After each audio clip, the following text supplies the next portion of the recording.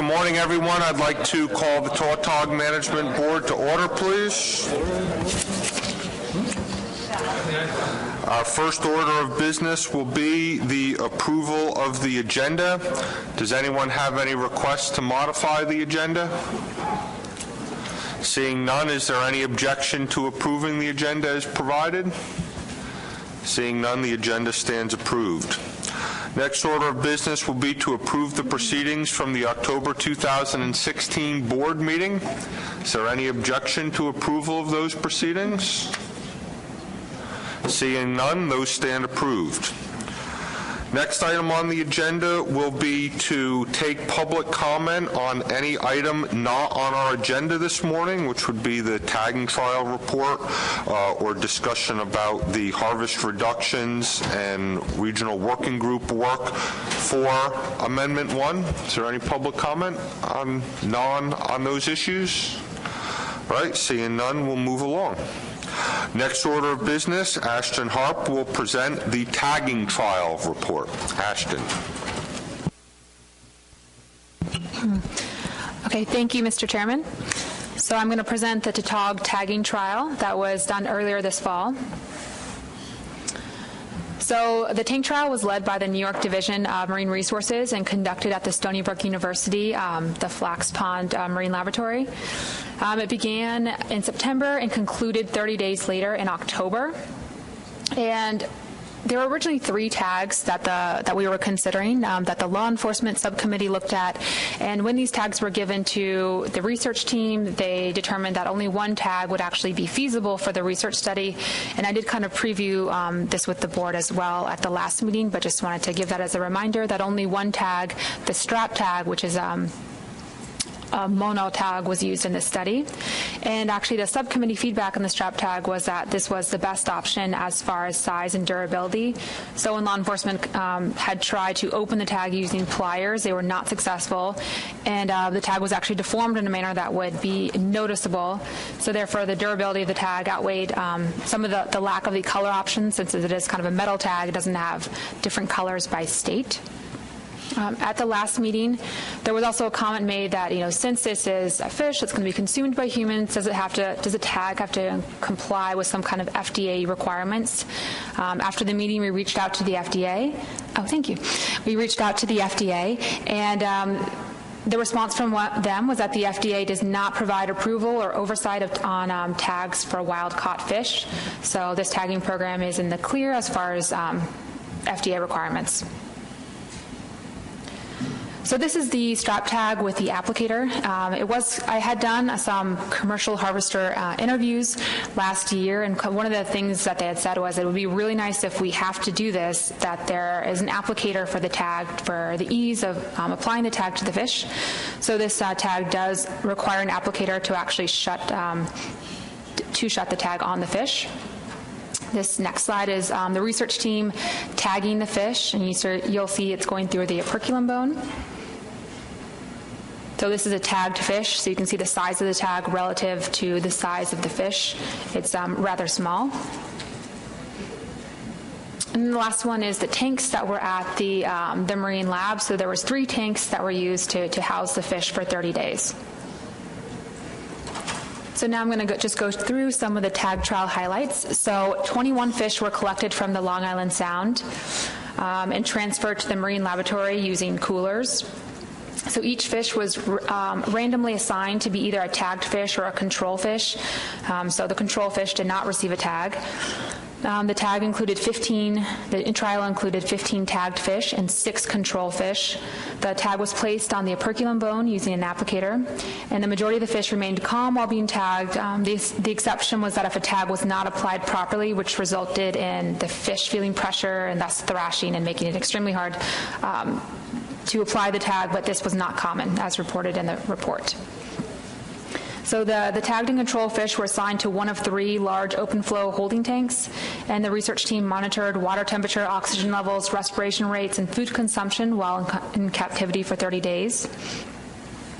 Initially, the fish were slow to move and to eat, so they were just kind of more like laying at the bottom of the tank, which we have seen in previous pictures.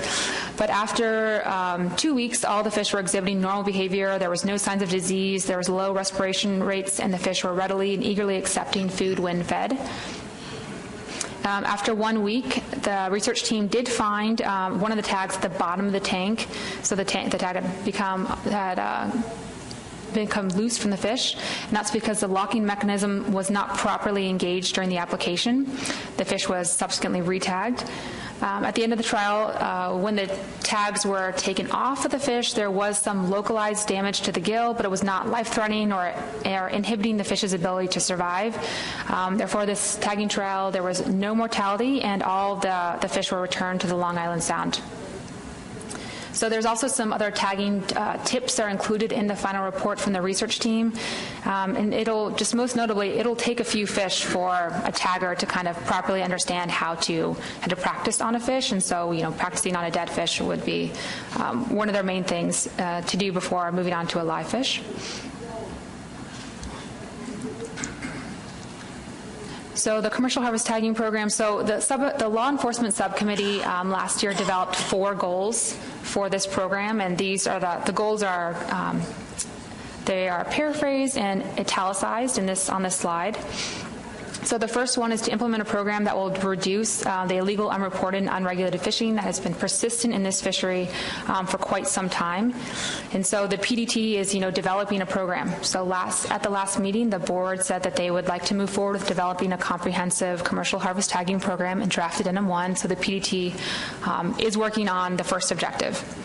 The second objective is to have standardized tags across states, and all states would use the same vendor to obtain the strap tags, and as this trial has determined, the strap tags, are useful and they are feasible, and the fish are not harmed as a result of having these tags. So standardized tags across states can be achieved. Another goal is single-use tags. So if one attempts to open a closed tag using pliers, it's deformed in a manner that is noticeable, as has already been performed by the law enforcement subcommittee. The last objective, which this tag also meets, is to accommodate the live market fishery. So the tags are applied to the operculum bone, and they do not degrade the meat quality of the fish, nor do they restrict the ability of the fish to eat, so the fish can continue to gain weight while it's in captivity. And as we've shown through the tag trial, the fish did not die as a result of the tags, and they were actually released live back into the Long Island Sound. So actually, a very quick overview of the tagging trial. So the full report was released in briefing materials, and if there are any questions on kind of the tagging tips or how the fish were handled during this process, I'll take questions on that now. Thank you very much, Ashton. So before we go to the board, let me just ask, are there next steps with the tagging study with regards to having any type of TC review, or would you characterize the report available for board use with regards to the addendum implementing of a tagging program, or do you see additional review steps that are needed? I think that we would like to present this to the law enforcement subcommittee. Again, they had a significant amount of input into this process, and the final report was just released, so it was not released to that committee yet. So I would probably hold one more meeting to brief them on the details and see if there's anything else that they want to review. But as far as the TC review of the tagging trial, we did not feel that was necessary.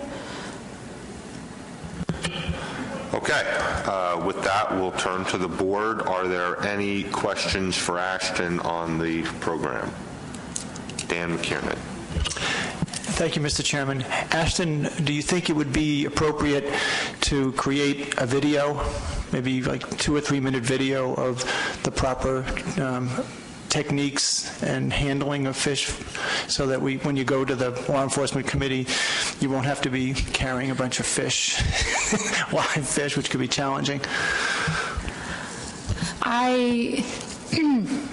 I was thinking about it more whenever we kind of rolled out the program, that there does need to be some kind of socialization of these taggings and how to apply the tag properly to the fish so people are not immediately perturbed by the program when it doesn't work right. So yes, there does need to be some kind of, it would be nice to have some kind of video, and I can reach out to New York to see if they would be willing to do that. I don't think it'd be too much. I know that they already have a considerable amount of video that they did, so that it might already be on file, and I can just check with them.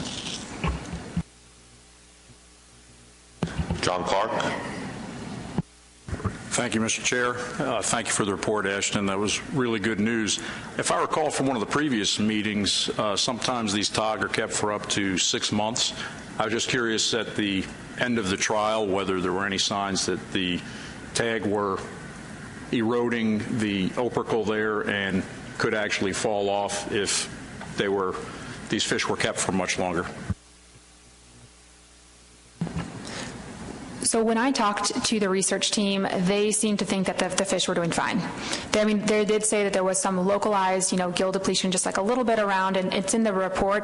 We have specific pictures of where the tag was taken off, and you can see there's like a little bit of a mark, of course, where there was a tag, but nothing to say that the fish was not swimming properly, eating properly, or anything that would limit its ability to live. And so whenever they were feeding the fish, they had normal feeding behavior after 2 weeks. There was just an initial shock after bringing the fish out of the sound and putting it in a tank.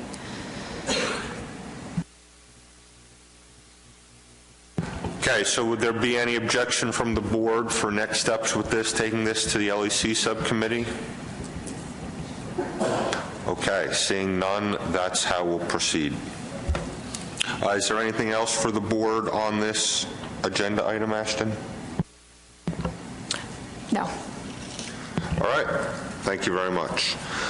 So our next two agenda items, we've got a TC report on harvest reduction and projection analysis, and then a PDT report from the working groups. If you'll recall, at the annual meeting, we formed working groups, Mass, Rhode Island, New York, New Jersey, Connecticut for Long Island Sound as well, and then Virginia, Maryland, and Delaware, with the goal of how to address a tagging program. And as those calls were initiated, it became apparent that some of the path forward was intertwined with the harvest reduction, and we wound up on the first calls having discussion about the mechanisms for that. So we wound up having two sets of calls with those working groups, one on the tagging program, commercial end of it, and then a second call for two of the three groups. The analysis for the reduction and projection analysis was not finalized in time for the Mass Rhode Island review, so we elected not to hold that call prior to the meeting. So how I propose we proceed, because these two items are intertwined at this point as the working group saw it, is to have the presentation for both of the next two agenda items and then proceed with questions and discussion on both of them without any objection from the board. All right, seeing none, let's go. Thank you, Mr. Chair. My name is Jason McNamee. I work for Rhode Island DEM, and I'm the chair of the Tautog Technical Committee. So we've got a presentation here for you. It's, I don't know, medium in length, so I'll try to get through it pretty quickly. But we had two main tasks that we've been working on. That is to calculate harvest reductions, and then the board had tasked us with an additional projection analysis, so I'll show you some information on that. Quick overview. I'm going to go through some information about the methodology used for the various options. We're going to give you I'll call it a sampling of some initial options that the technical folks had put together, and then I'll go into the projection portion of the presentation.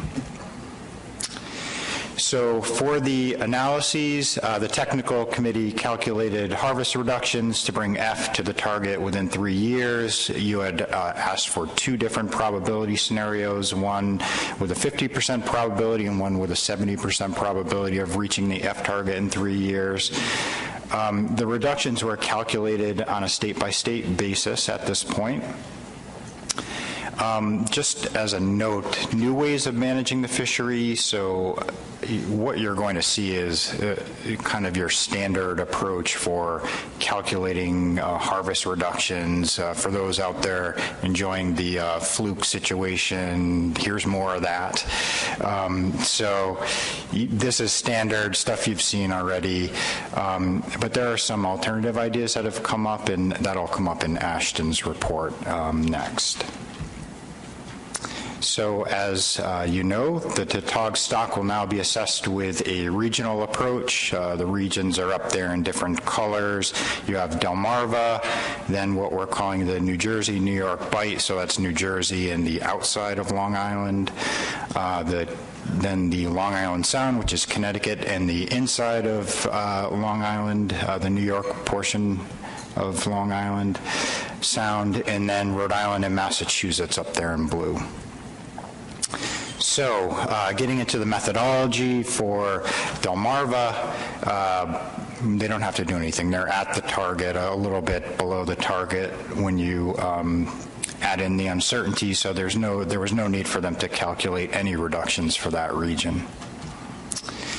For the other regions, the methodology in general, one of the first things we did was we removed illegal harvests, so people aren't getting credit for undersized fish and things of that nature. So illegal fish that are showing up in the MRIP information are removed before further analyses are conducted, the idea being to not give credit for those fish. In addition, with regard to our size analysis, we applied a discard mortality, so there will be this new, when you're going up in minimum size, potentially there will be this new subset of fish that are now out there but getting discarded, and so we thought it was important to account for discard mortality. For Tautog, they're pretty hardy fish, so it's a pretty low discard mortality. Only 2.5% of the B2s are assumed to be dead, so it really is not a major impact, but we thought an important one to account for. We used the 2013 through 2015 set of information, so we're taking an average here. We used MRIP data, for all of the recreational information, ACCSP data in some parts for commercial harvest, in particular in the Mass Rhode Island region. And then there was also some state-specific harvest and size data, some volunteer angler survey information that were used in size analyses and things like that. So all of that kind of information was approved for use by the technical committee and was used at various points in the different analyses. So options for the New Jersey, New York Bight region. The New Jersey, New York Bight region calculated options to meet the 70% probability of meeting the target, the F target by 2020. That resulted in a 11% decrease in harvest. And then to meet the 50% probability, it was only a 2% decrease in harvest. So in this bullet is up in all of the different regions, but in the report there are multiple options, all kinds of different ways you can add these things together, different versions of size limits and bag limits and all that sort of stuff. What we've put in the presentation, just to save some time, is just, again, a sampling of those. So for the New Jersey, New York Bight region, were you to institute size limit changes, this is basically what you're looking at. So if you went up about 1/2 inch, you'd end up reducing harvest by about 16%. You can see that doubles as you go up another 1/2 inch to 16 inches. And an interesting and important note is for New Jersey and New York, their commercial fishery is managed in the same way as their recreational fishery. So there is no quota in these areas, and so their specifications are set for commercial as well as recreational to achieve harvest targets. And so that's why the size information is accounting for both of those. So that was the New Jersey information is on the top of that table, and then the New York information is below, a little bit less of a reduction for a ½ inch increase, and basically across the board there's not as much reduction for the New York information. So here are some options that are maintaining current size limits, and it shows you what you'd need to do with your season. And so you can see these are moderate in most cases, but the New Jersey season, for the commercial side, if there was an 11% decrease, you'd have to reduce by 11 days. Conversely, in the recreational side, New York, an 11% reduction would be about 11 days. So there's some consistency between the two states and what they would need to do to achieve these reductions. Okay, moving on now to Long Island Sound. The Long Island Sound report calculated options for a 47.2% decrease in harvest. This represents the 50% probability of meeting the F target by 2020. And this also, in Long Island Sound and Mass, Rhode Island, there are two variations on what the targets can be calculated for. Here for Long Island Sound, they went with the MSY calculations as an initial cut. If the board wants additional, if the board decides that they want to go in an additional direction, the technical folks would have to go back and calculate those, but at least the methodology is sort of set. What this in fact changes is the actual reduction percentage that's needed. So the methodology stays the same, it's just being applied to a different level of harvest reduction. So again, you've got two states here, New York and Connecticut. Up on the top, what you can see are bag limit and size limit adjustments, and then the number of additional days that you'd need to close to meet that 47.2% reduction in harvest. So if you take that first line there, you'd keep that size limit at 16 inches, but drop the bag down to 1, and that would maintain the current season. But if you did a similar thing with the Connecticut information, you have to reduce by an additional 30 days.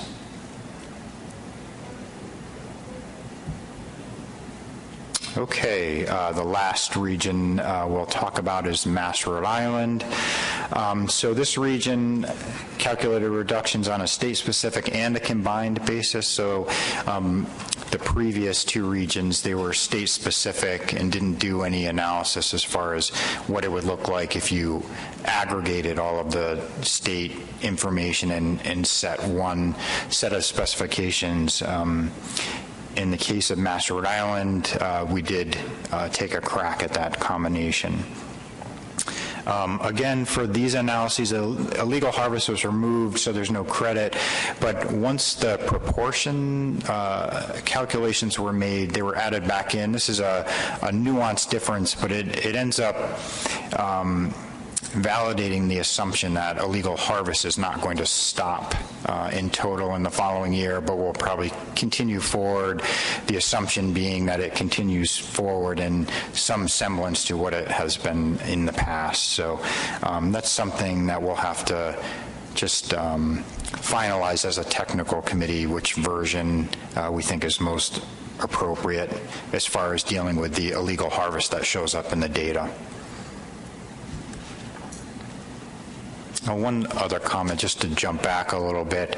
I talked about the addition of 2.5% of the discards being attributed to dead discards. That's only for the recreational fishery, and that's consistent with the assessment. We didn't assume that there were we didn't deal with the discards on the commercial side because there wasn't good information on that, and that holds into these calculations as well. Keep in mind that the recreational side represents the vast majority of the harvest in this fishery.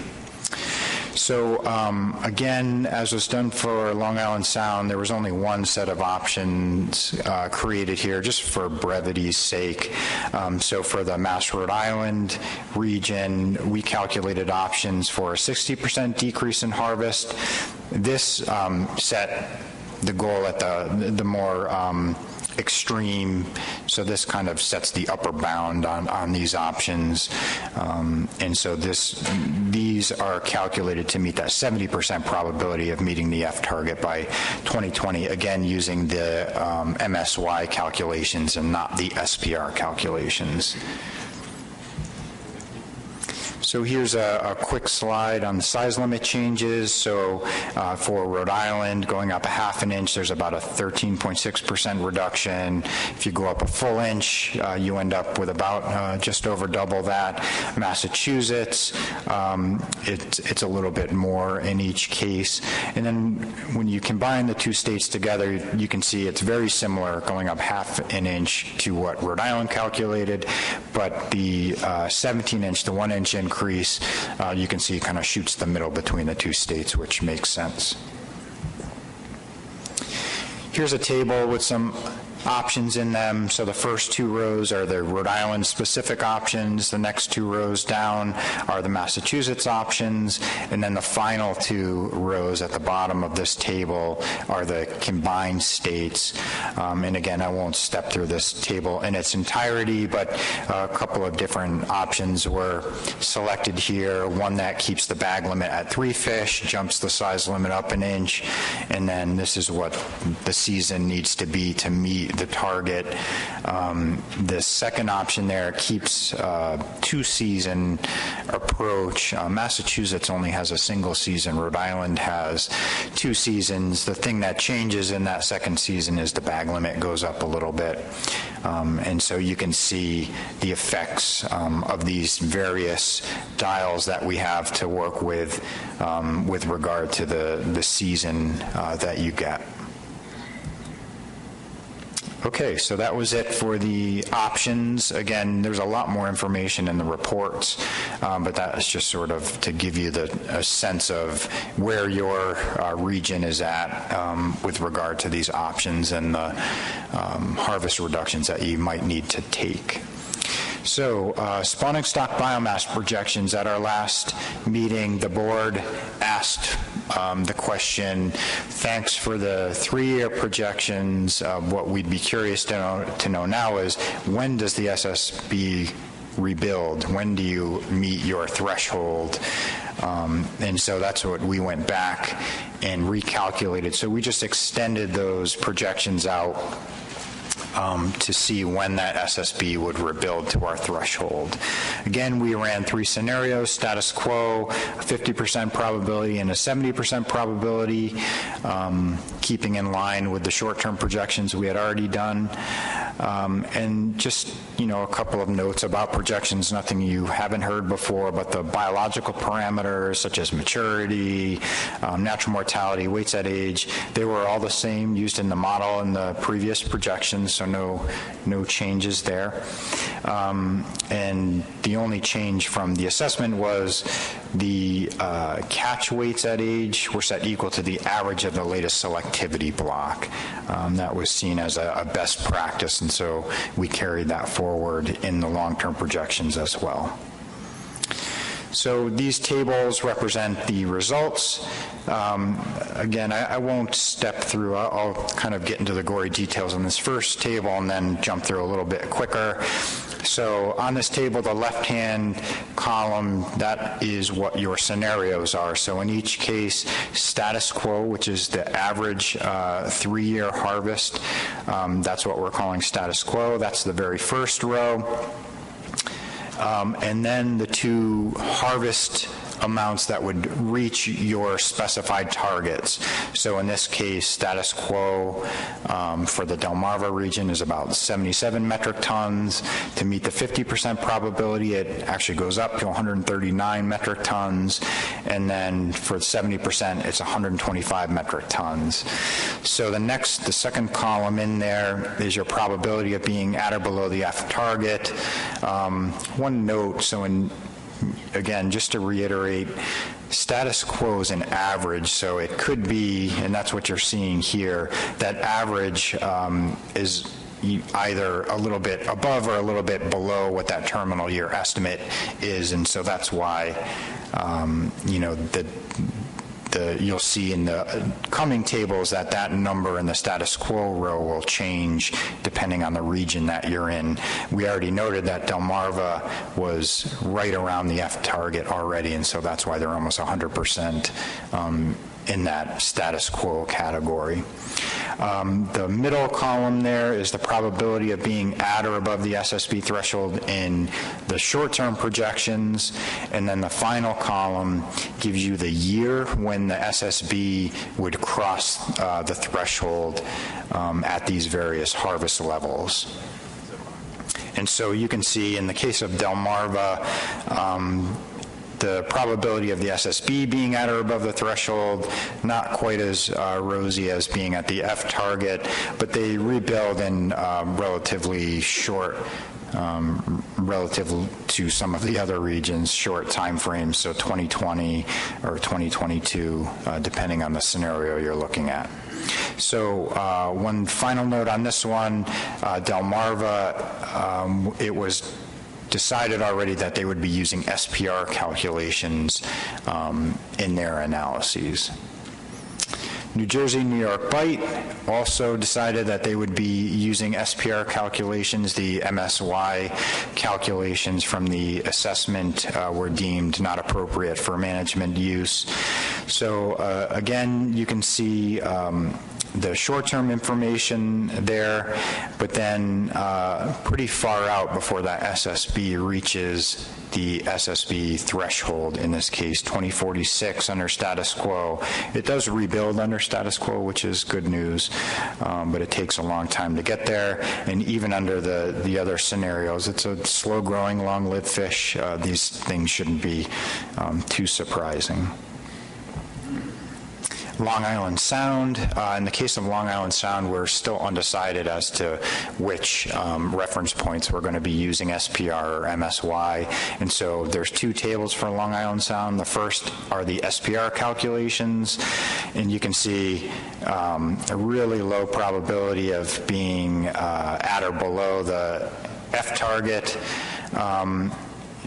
Under status quo, really low probability of being at the SSB target, and it takes a real long time under status quo, 2238 before you rebuild the stock in the Long Island Sound region. Under the other two scenarios, because they're pretty significant cuts, very significant cuts from the status quo, these rebuilding timelines aren't that far out, 2021, for the SPR calculations. For MSY, again, not too different by way of information there. Under status quo, it does rebuild, but it takes a long time. And then because of the significance of the harvest reductions, to meet the F targets, rebuilding occurs relatively quickly for Long Island Sound.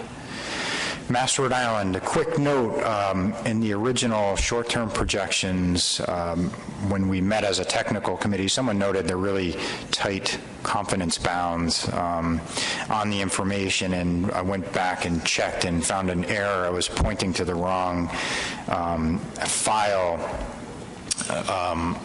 in the projection module, and so I corrected that. It doesn't have a very meaningful impact by way of the information you've already seen.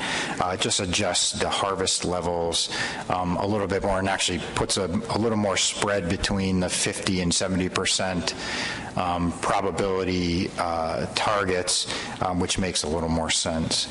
So again, status quo is about 390 metric tons. These are the SPR calculations. Again, Mass Rhode Island, it's unsettled as to the reference points that we're using at this juncture. So status quo under SPR, there is a 0% probability of being at or below the F target, very low probability of being above the SSB threshold, and it takes until 2025 to get there under status quo. A little more optimistic as far as SSB, but again has to do with the degree of cut needed to achieve the F targets. And then MSY calculations, under status quo, the population goes extinct. It never reaches the SSB target and in fact goes to 0 or pretty close to it. And again, you can see under the other two targets, much bigger cuts needed in the harvest under the MSY calculations. It takes a little longer for SSB to rebuild as well. Okay, almost done. 2 quick slides on caveats. These are our obligatory technical committee caveats on projections and the options that we've created. So the projections didn't include any structural model uncertainty. They use a bunch of deterministic functional forms and a lot of the information such as recruitment in some cases or selectivity. The fisheries are assumed to continue at current allocations using current selectivity. Not as bad an assumption for Tautog. It's a pretty large component is all the same fishing gear, rod and reel. And so just to finish that caveat, new management regulations that alter the proportions or selectivities would affect the projection results. And again, if future recruitment is characterized by long runs of large or small year classes due to any number of different reasons, the stock trajectories may be affected, and so they won't be as reliable if things happen that are outside of the average. And then final caveat, the options are premised on future years' harvest occurring in a similar fashion to the average. So seasonal harvest rates, bag limit achieved per angler, population size structure, all of these things are assumed to be fairly consistent moving forward, at least into the near future.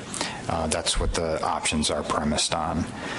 So I think we are not going to take questions yet, but we're going to go right into the next presentation.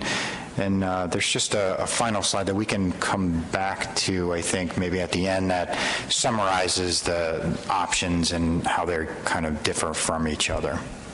Thank you. All right, thank you, Jay. With that last slide, anyone can have thoughts about how to fill in that question mark about what the TOG is actually thinking, and we can have discussion about that later if you'd like. So because we did have quite a bit of discussion about the items that Jay just presented at the working groups, we're going to go right into those slides, and then we'll take questions for the combined presentations. Ashton.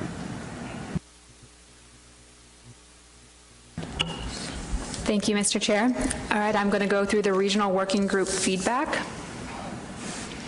So at the October 2016 meeting, the board reviewed 7 potential issues to include in draft Amendment 1. The first 3 are grayed out because the board deferred the any decision to kind of public comment.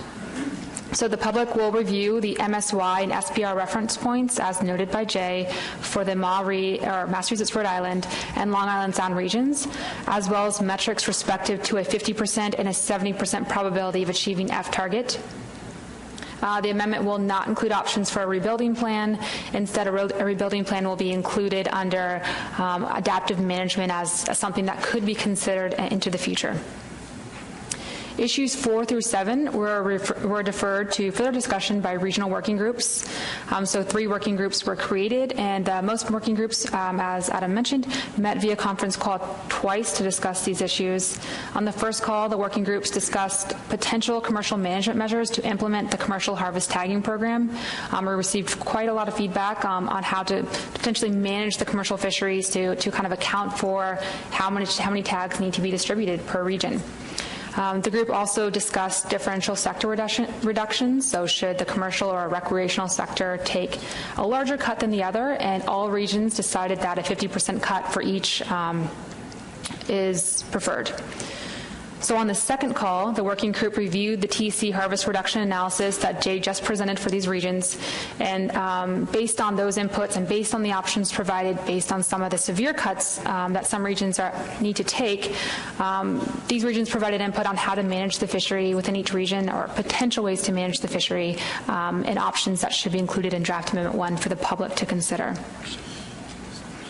So an overview of the presentation. So I'm going to go through each regional working group, and I'll kind of start with the reference points and an overview of the discussion, followed by the PDT guidance that was given by each group. So each group kind of said, include these options in Draft Amendment 1, but not these options. That was just kind of for the PDT to think about as they continue to craft the document. And lastly, regional working groups kind of said, okay, we're reviewing this harvest reduction analysis that you presented, and we kind of have some additional TC tasks that we would like the board to consider at this meeting. If the board thinks that these are valid tasks, then the board would have to actually task the TC with moving forward with these. And so these are kind of alternative ways of managing the fishery. So I'm going to start with Delmarva. So the Delmarva reference points, as you can see, the region, the stock status is overfished, but overfishing is not occurring. Therefore, the region did not have to take any harvest reductions. However, the group still met to discuss all of the issues that I just mentioned. So there was kind of a general agreement to propose measures that will not greatly expand the fishery. And so on the first call, there was a discussion of just rolling over the status quo measures. Since those seem to suffice, the fishery seemed to be doing well, it's not overfishing. On the second call, there was more of a discussion about having consistent measures across the region. There was just kind of some impetus to say, let's think about a different way of managing this fishery. The stock is overfished in this region, and if we can come together to have consistent management measures, then this is the time to do it. As far as commercial regulations, on the first call, what was discussed was that Virginia harvests the majority of the commercially caught fish in the region. Therefore, they would be considering a hard commercial quota. And Delaware and Maryland are considering limited entry programs to cap effort and provide adequate accountability to distribute the tags. So this is a little bit tricky, because so the states would have to meet annually to discuss this soft quota for the region, and then how to kind of allocate how much Virginia is going to have for their hard quota. As far as PDT guidance for Draft Amendment 1 from the Delmarva region, so they want to include option for limited entry program. So, the states, it's not like they want to move forward with a limited entry program. They want to see if this is what stakeholders want as the best way to kind of allocate tags. They want to include an option that requires the sale of Tautog to a federally permitted dealer to also improve on the accountability and transparency of how these commercially caught fish are moving through the market. They also want to ensure that the gear restrictions align with black sea bass gear restrictions. So we're pretty sure that they do. The PDT just needs to double check to make sure they do, since Tautog is often caught as bycatch in that fishery. And also, since there is kind of one state's considering a quota and the other states are not, they want to require state quotas to be reviewed by the TC and the board prior to implementation. And lastly, that de minimis states would be required to participate in the commercial harvest tagging program. So they would not be exempt, and this is kind of a recommendation from the law enforcement subcommittee that they felt that should be implemented, not only for this region, but also kind of for the fishery coast-wide. So for the TC task to consider, so as I said on the second call, there was kind of some thinking of, well, okay, what if we do have consistent management measures? Is it possible for the TC to evaluate the impact of a uniform 16-inch size limit, and possession limits across the regions, and then also only having only closing for spawning closures. So right now that there's a lot of different closures within each region, and they're saying if we were to kind of increase the size limit to 16 inches, which is an increase for some of these states, and make the possession limit the same, maybe we can only close just for spawning time periods, not have these extra closures. So they're asking for the TC to kind of do this analysis, and one part of that would be that the TC would need to research the spawning time periods for tautog in this region.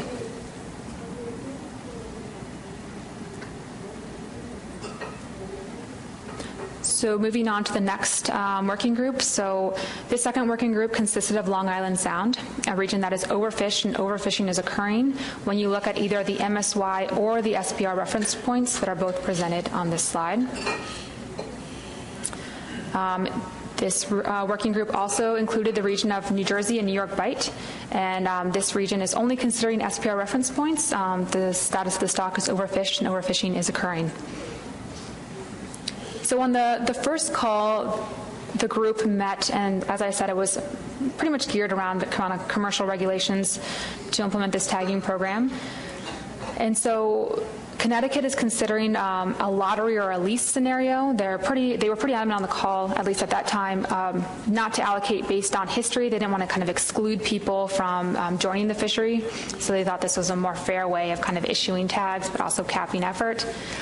New York was considering a limited entry program, and they also said they may consider a quota down the road, but they would like to see how the limited entry program kind of worked to begin with, and how many people were actually in the fishery, how many tags would be given out before they kind of got locked into a quota.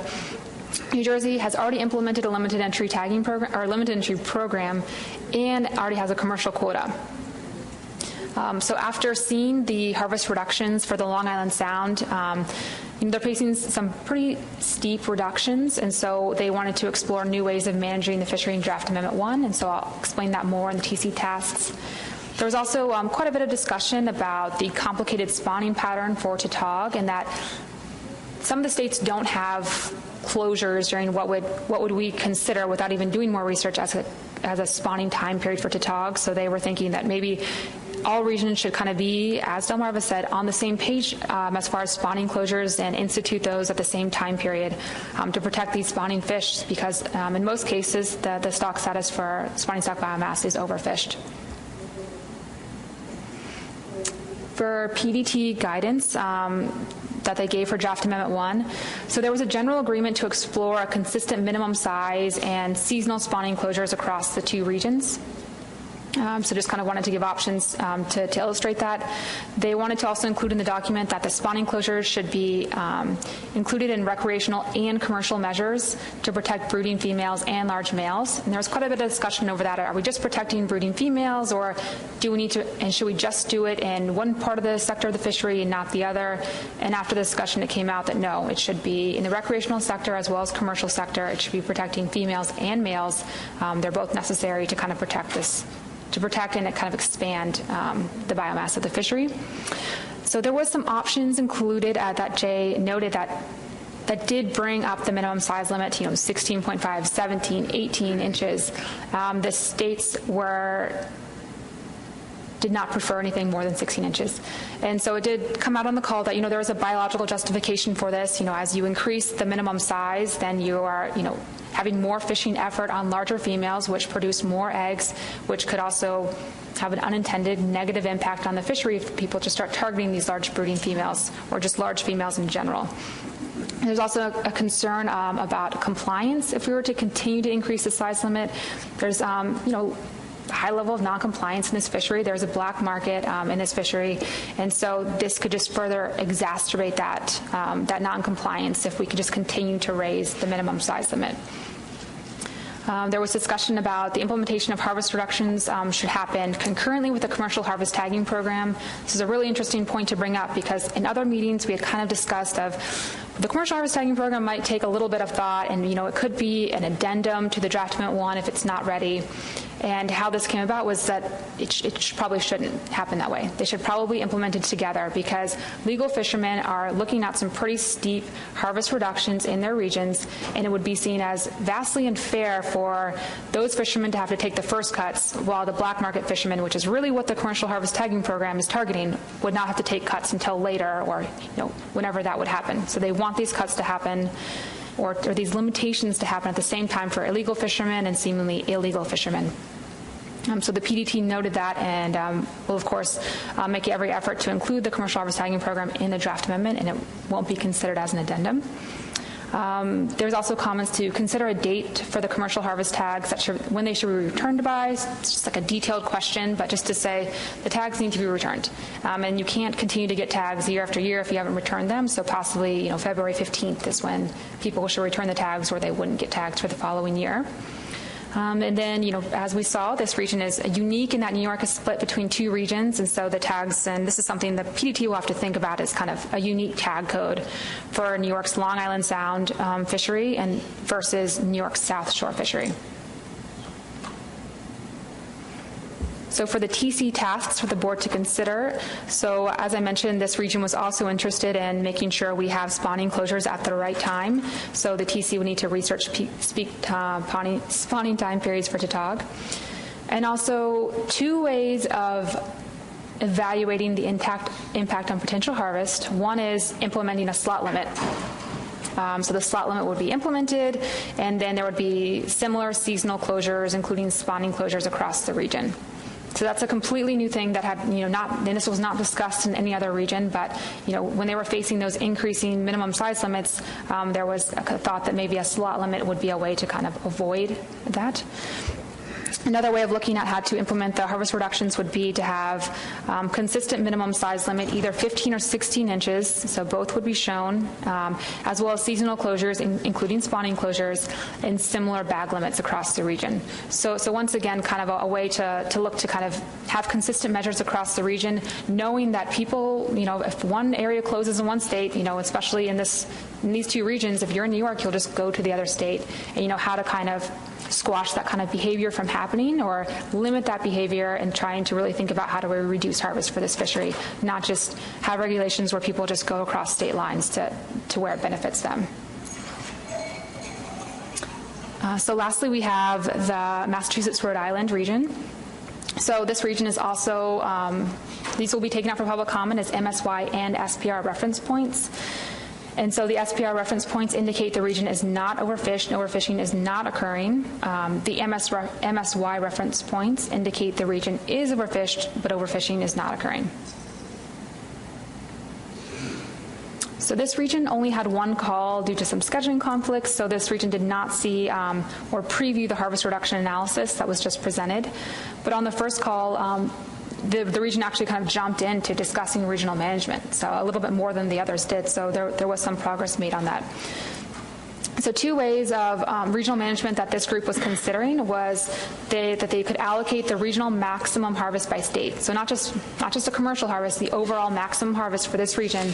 They would come up with a way to allocate it by state based on some review of history over a 3, 5, or 10-year time frame. So the region would still have to present the proposed recreational measures and commercial quotas to the TC and board for review as well, but they would kind of take the lead on thinking about how to allocate this maximum harvest. The second way that they were thinking was the region was considering consistent recreational management measures across the region, and then managing the commercial fishery with a quota, which is what each state already has a quota. They want to continue using the quota. However, it's to be determined if it would be a state quota or a regional quota. And also wanted to note that Rhode Island has a quasi-limited entry requirement, and Massachusetts may consider a limited entry program. And this kind of came up throughout some of the other regions as well, as thinking about Tautog as bycatch and kind of how to include them into a limited entry program if people are catching black sea bass, but they're also catching Tautog quite frequently. So that was the quick overview of kind of the feedback that I got from the regional working groups, and I'll take questions, as well as Jay will take questions on the TC analysis. All right, great. Thank you very much, Ashton. So Our goal here today, we'll ask questions, we'll have discussion, but the goal here today for this group would be whether to task the TC with answering or attempt to answer the questions that were raised regarding how to take the reductions and the development of other commercial programs. Do we have any insight, Ashton, about how, if we tasked all of those items, it would impact the schedule timeline for the amendment at the present time?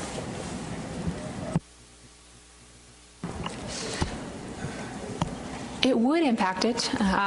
So these regional working group discussions came about like 2 weeks ago. So they were quite recent and not enough time to kind of schedule a TC meeting to kind of fully review the impact of these. I can defer also to the TC too, but these are just vastly new ways of thinking about how to manage the fishery, and it will take the TC time to kind of calculate how to do consistent management measures across the region.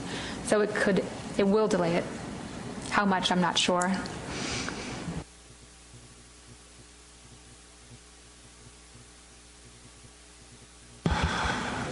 Okay, so we'll turn to the board for questions about the presentations, and then after we have a question period, we'll then turn towards how the board wants to proceed. We'll start with Dan McKiernan. Thank you. My first question is for Jay. In your presentation, you talked about illegal fish is in the assessment. Credit won't be given for illegal fish, et cetera. But it seems to me that illegal fish that you're detecting is only the illegal fish in an MRIP interview where an angler says, yeah, you can look at my fish, and lo and behold, there's some undersized fish, and that shows up as an illegal fish. But I think that your presentation, or would you consider, broadening, in terms of the presentation, the recognition that the illegal fish is probably much broader in terms of the conspiracy to take small fish. The greatest hits of coastal law enforcement in the last couple of years have been sea bass and tautog busts. Tautog, of course, is so well known that we're about to endeavor into a very administratively burdensome tagging program. So would you consider changing the focus of this consideration of the illegal catch to at least mention those other areas? Jay?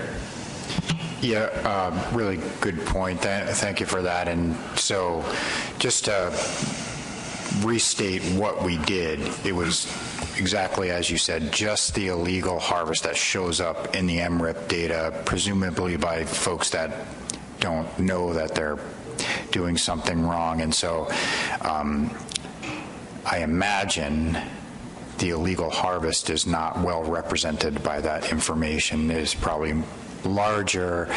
How to quantify how much larger, that's always the struggle that we have. But you're absolutely correct that this is most likely an underrepresentation of illegal harvests. We've not accounted for it in total by any stretch. I think Joe, is that a hand? Great. Good morning, Joe. Very different question, but I think this is still for Jay. So one of the slides had talked about increasing size limits and biology of the species. So I don't remember seeing anything in our working group. I feel pretty sure we didn't, but has the TC examined sex ratio? I mean, we have a lot of sampling, and even regionally you should be able to do it. So kind of where males start dropping out and where percentage of females at a certain size. Jay? Yeah, so we didn't, that wasn't considered for this scope of work. So I guess sex ratio is an important consideration. Another one that we have discussed a lot is also the fecundity impacts, is an exponential relationship with size and fecundity. So neither of those things were considered, in the analyses we did. Follow-up, Joe? Yes, thank you, Mr. Chair. So I guess, would that be something that it would be forthcoming since, to me it looked like one of the tasks, I think it was the New York slide, suggesting that a maximum size wouldn't go above 16 inches. So just curious if that's what that is referring to. Jay? I'm sorry, Joe, could you repeat that? I'm not sure I understood your question. Yeah, and maybe if we can get Ashton to help. I thought that one of the working group slides suggested that a max of 16 inches would be considered for biological reasons. And if that's true, then would there be an analysis that suggests that's a real cutoff? Yeah, so the discussion about a maximum biological size limit or a biological justification for not raising that minimum size only happened at the working group level. So I think if the board is interested in that kind of information, they could certainly task the TC to come back and look at that issue. But it was not something that was discussed as part of the options that we developed to talk to them.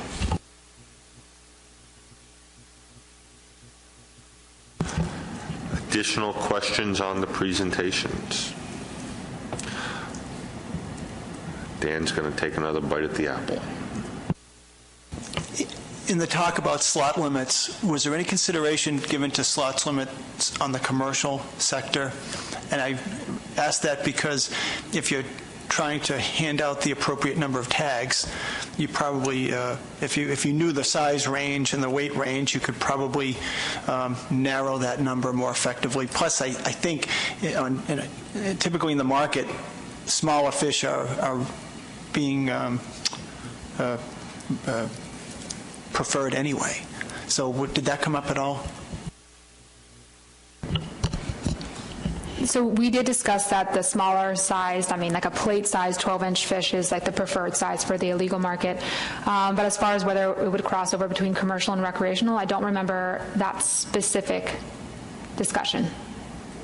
If someone else could, but we just kind of discussed slot limits in general. Follow-up?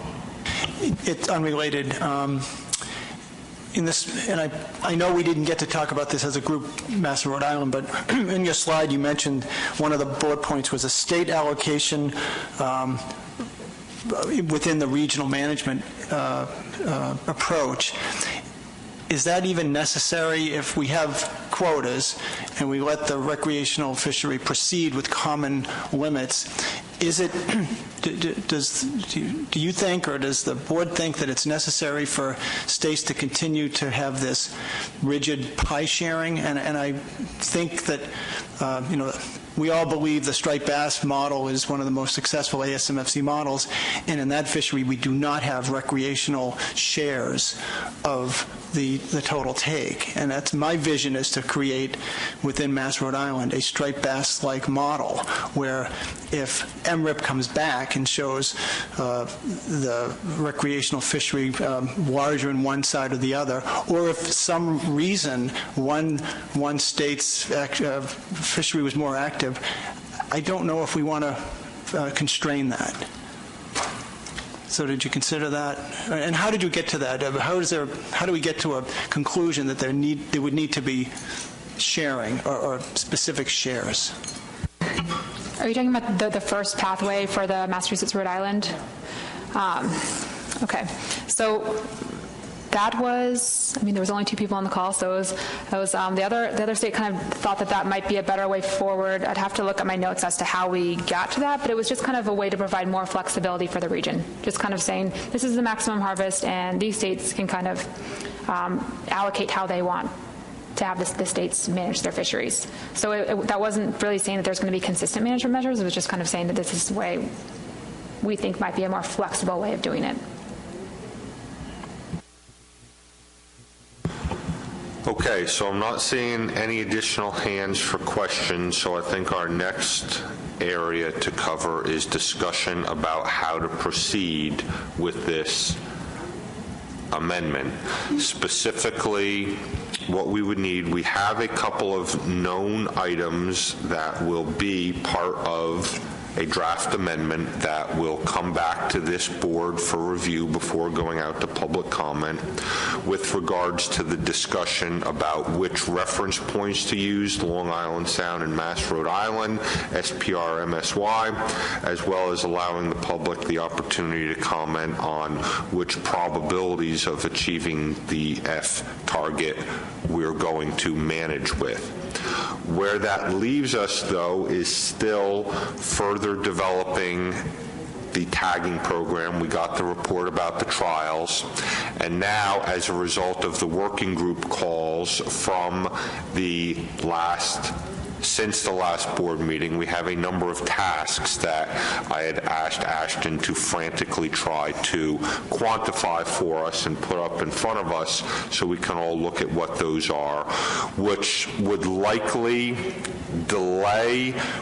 Is it fair that if we did not have the TC tasks, that the PDT would be prepared to have a draft amendment before us in May with no additional feedback? Or what? I guess we need two pieces of information. What additional feedback do we need from the board today to give the PDT to bring a document to us in May versus this board asking for additional tasks, and would that likely put us off until August or sometime further down the road?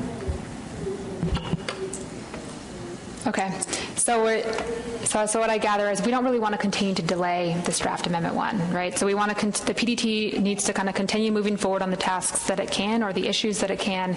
And so the main issue that I would say that would only be the real delay is the regional management issue, right? There was a lot of other issues for the commercial hours tagging program, for other things that we can move forward on, and some of these specific details on these options that the TC is considering it's not like they're going to go in draft amendment 1 specifically. They're not going to be hard-coded in draft amendment 1 that this is going to be the bag limit for forever. Those things are always up for debate depending on the stock assessment. So to a certain degree, it doesn't have to delay the document. It doesn't have to delay the document, but we need those information prepared for whenever we go out to public comment. So I know that's not like a concrete answer, but I think that the PDT can continue moving forward on the document and then kind of see what the TC has together and to see if that's enough to show the public. And that would be with no further board input today.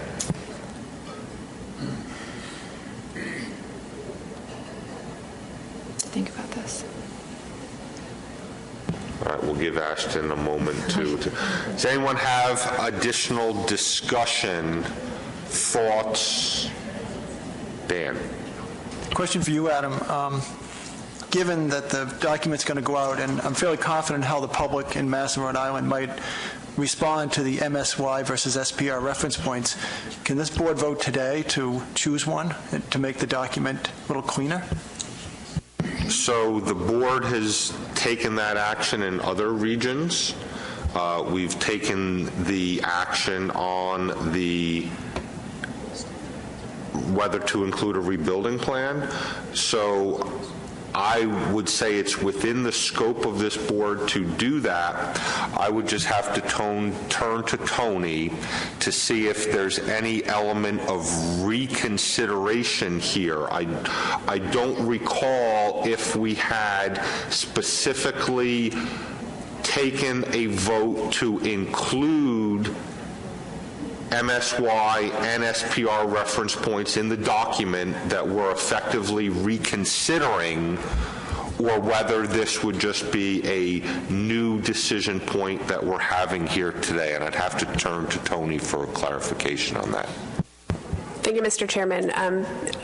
I don't recall whether or not you guys did any decision-making or votes on it, but because they were not final decisions, because you hadn't finalized the document yet, you're at a new meeting, so you can bring up new concepts and ideas without having to go through the revisit 2/3 vote. So you can make that any motion that you want on that at this meeting. Okay, so I think that answers that.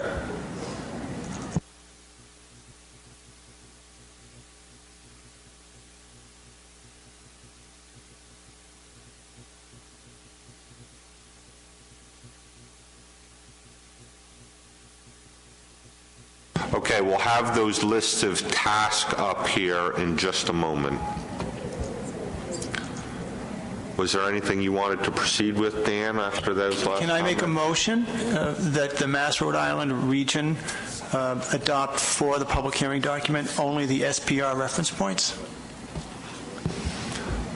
You can make that motion. Do we have a second on that motion? Second from Mark Gibson.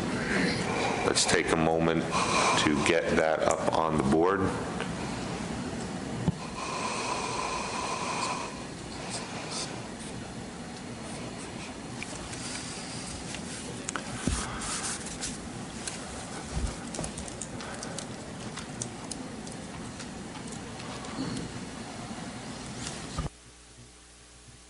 Okay, so we have a motion to move that the Mass Rhode Island region go out for public comment only to include the SPR reference points. Motion by Mr. McKiernan, seconded by Mr. Gibson.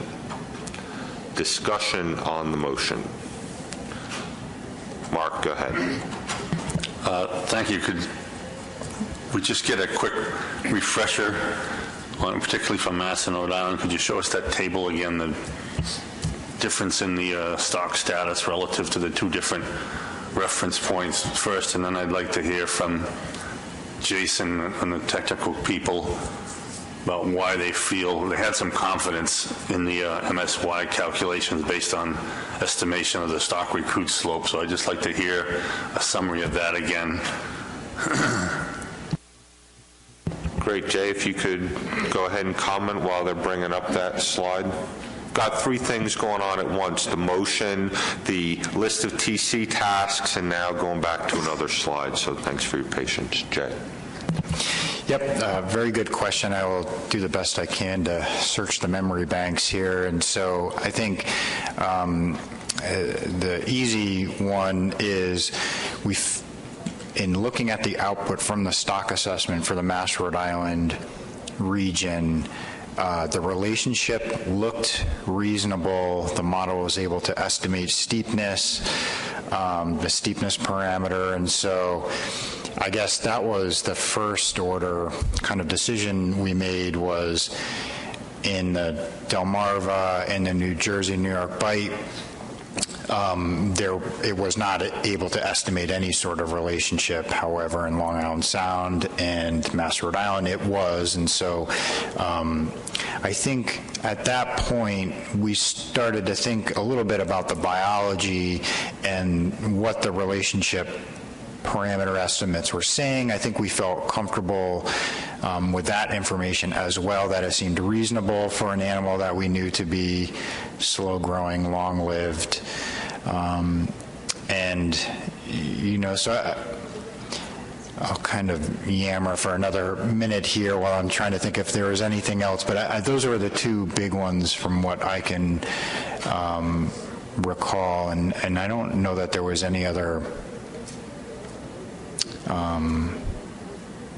You know, I guess the final one, more of a qualitative assessment, was I think in particular because of the low abundance that we've seen for so long since, you know, going way back in the time series of information that we had, we felt that it was probably not reasonable, the stock status determination that was coming out of the SPR calculations. And so taking all that kind of information in a weight of evidence kind of way, that's why we, I think, decided in the end to recommend MSY for Long Island Sound and Mass Rhode Island.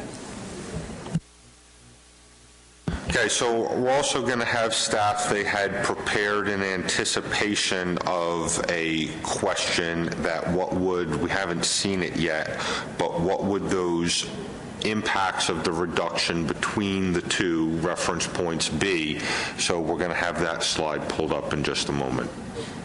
Dan. Yeah, and Jay already told us that under the MSY calculations, the stock is going extinct if at status quo, which to me is difficult to swallow because we have a very conservative management approach, and we're about to make it more conservative, which I'm certainly willing to do.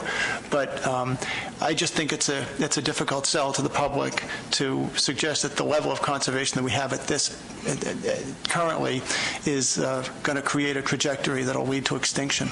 That's status quo. Okay, and the slides up on the board that would basically show what the change in fishery performance would need to be based on SPR versus MSY.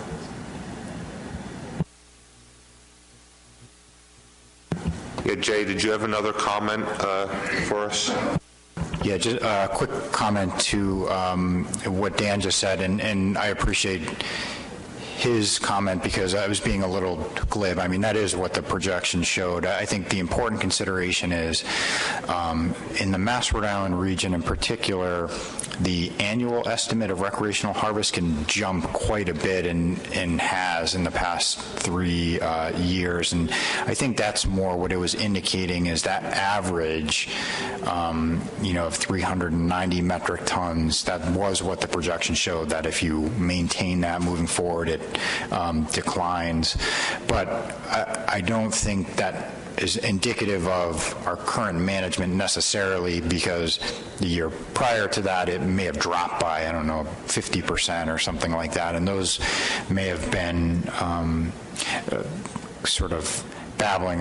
Long story short, the 390 metric tons is an average of the 3 years, and there's high variability in that estimate year to year, and I think that's why you get that outcome. So it's not necessarily a statement about our current management specifically.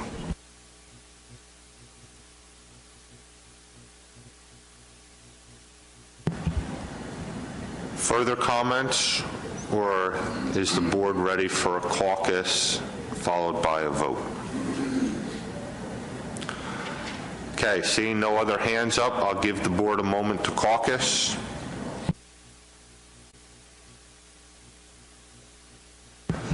Okay, so we'll go ahead and take a vote. Again, move that the Mass-Rhode Island region go out for public comment, including only the SPR reference points. All those in favor of the motion, please raise your right hand.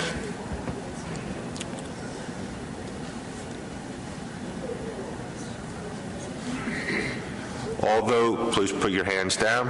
All those opposed, please raise your right hand.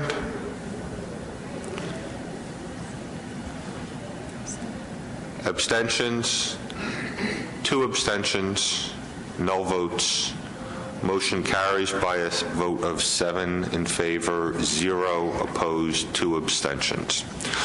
So with that, I'll just bring to the board's attention that for 3 of the 4 regions, we're now using SPR, and that leaves only Long Island Sound as a potential decision point, which the PDT would have to work on to include in the document.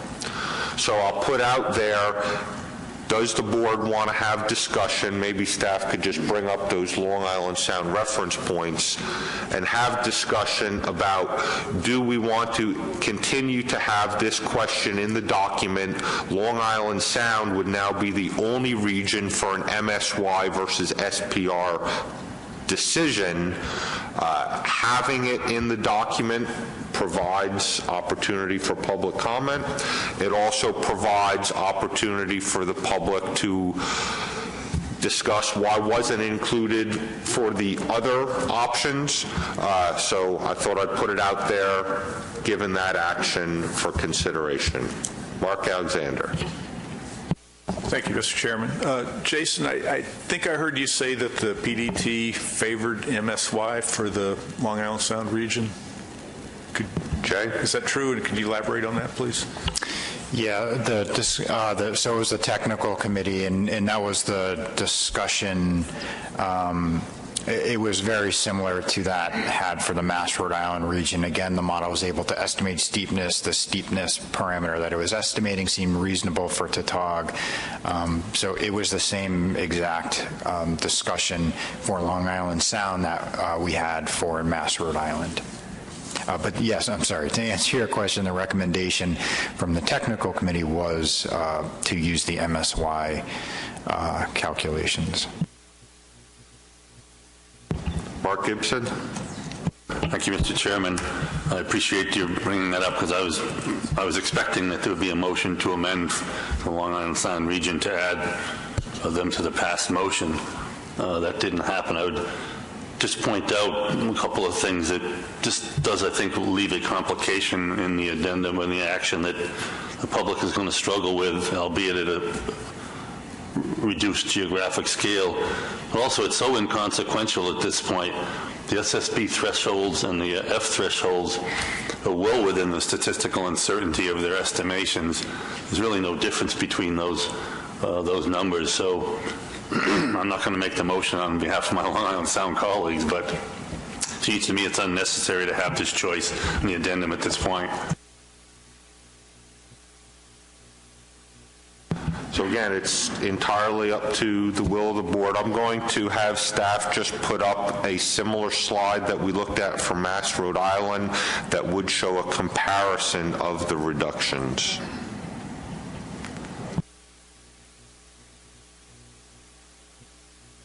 Okay, so that's a comparison of the reductions there for Long Island Sound is in the top 2/3 of that chart.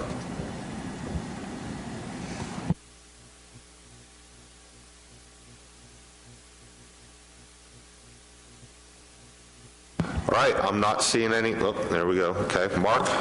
Thank you, Mr. Chairman. I'll offer the motion that for the Long Island Sound region that we opt for an MSY approach. Okay, so we have a motion to use MSY for the Long Island Sound region. And Steve is seconding the motion. Okay, so we have that motion from Mark Alexander, seconded by Steve Hines.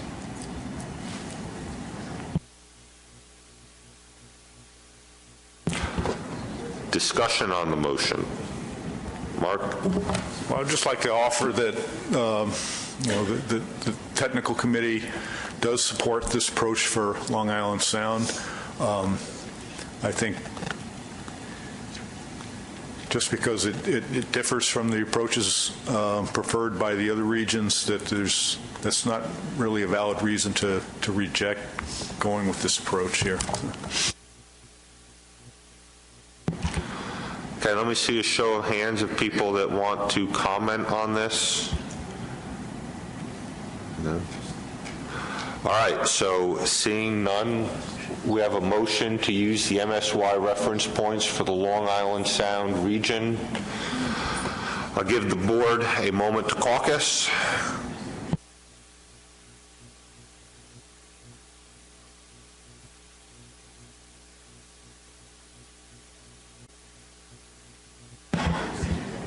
Okay, all those in favor of the motion, please raise your right hand.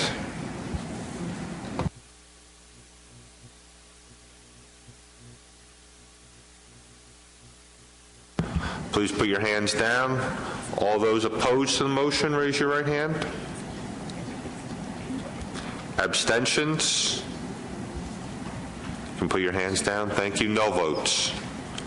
Motion carries, 7 in favor, 1 opposed, 2 abstentions. And I'm hearing smiles from the PDT. Okay, so that brings us next to the list of TC tasks. Are we ready to put that slide up to have discussion amongst the board about how we want to proceed with potentially tasking the TC to look at these before further development can be done by the PDT?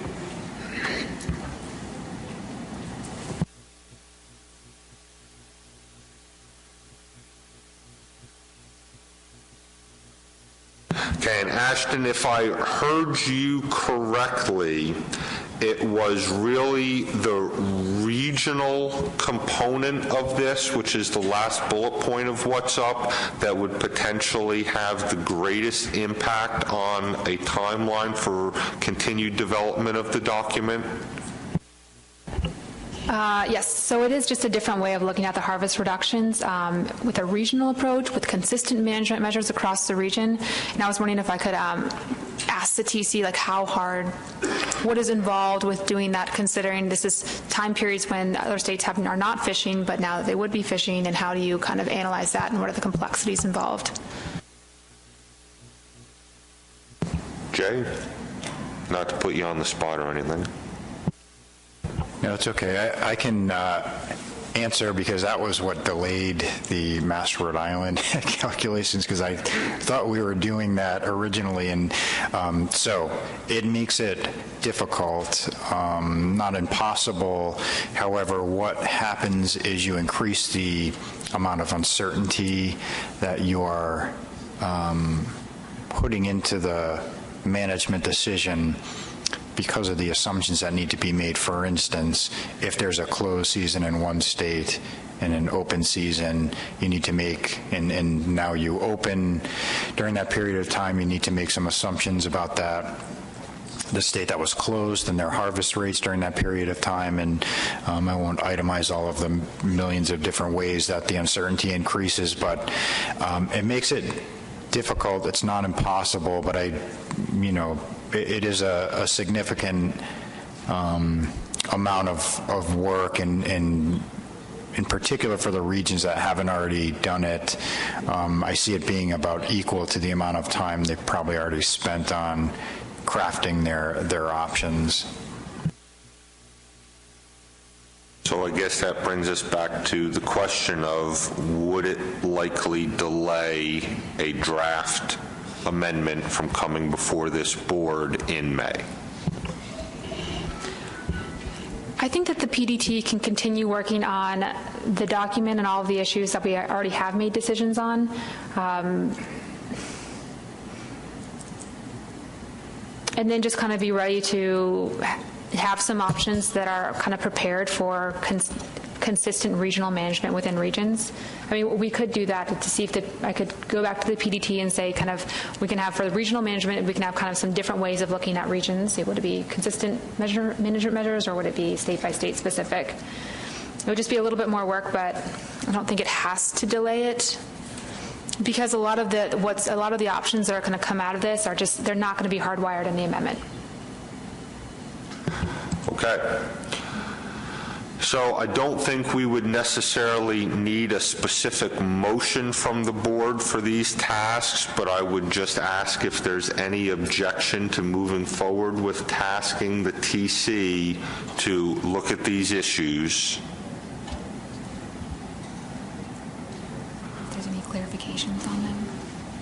Okay, seeing none, is there any tweaks, changes, clarifications anybody needs? Okay. Slot limit. There was one question on here to include that conversation for slot limits for both recreational and commercial. Because nobody clarified one or the other, I would interpret that as asking the TC to potentially look at both.